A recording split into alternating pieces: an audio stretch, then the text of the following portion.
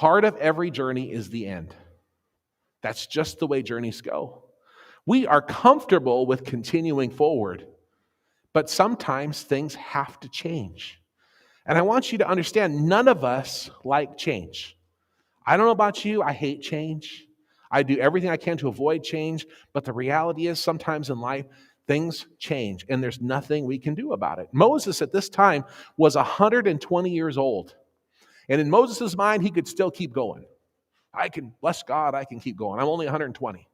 Can you imagine that? 120 years old. He started his ministry at 80 years old. That's where he started leading the people. I mean, hey, you're never too young to start. You're never too old to start. But eventually there comes a moment where transition has to happen. And that's where Moses got there. God had a different season for Moses. Moses' season in leading God's people was over. And sometimes that's the hardest thing to accept. But he was willing to accept it and go forward. So change was upon him, but also, I want you to see in this passage, change was upon the people that he was leading. It wasn't just his life that was going to change, it was their life too. And he needed to embrace that. So what did Moses do? What should we do when change comes to us today? What do we need to do? Well, let's look at what Moses did. Verse 16 says this: "Then let the Lord, the God of the spirits of all flesh, set a man over the congregation." Moses realized that his season was over, and so what did Moses do? The first thing he did is he began to pray. You cannot overestimate the value of prayer in the moment of transition. Guys, if we're not praying, we're doing ourselves and all those around us a disservice. God needs us to pray. And let me tell you something. When you pray, something not only happens around you, but I believe something happens inside you when you pray. Now, when Moses addresses the Lord, I don't know if you've ever kind of did some study on the names of God before, but when people use distinct names of God, it's kind of significant. Now, I want you to see the name of God that Moses uses here.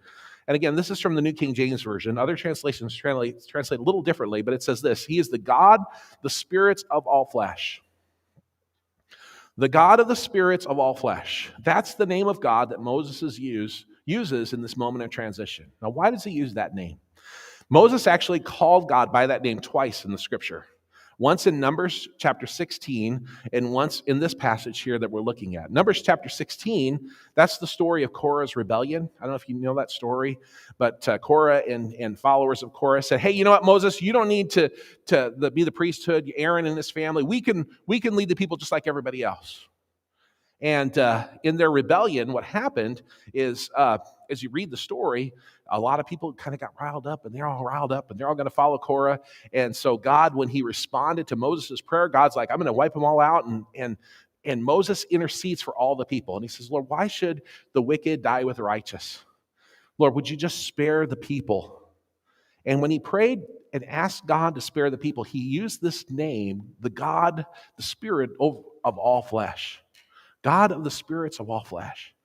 Now, simply translated, what that means is what Moses was praying for, praying to, he's praying the God who's over all things, the God who's over all people.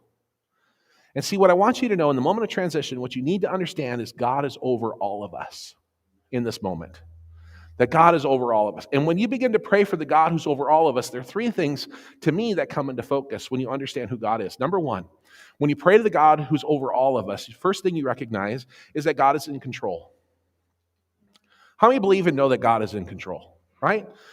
Ephesians 1:11 says this: God works all things according to the counsel of his will. When you're going through times of transition and change, you need to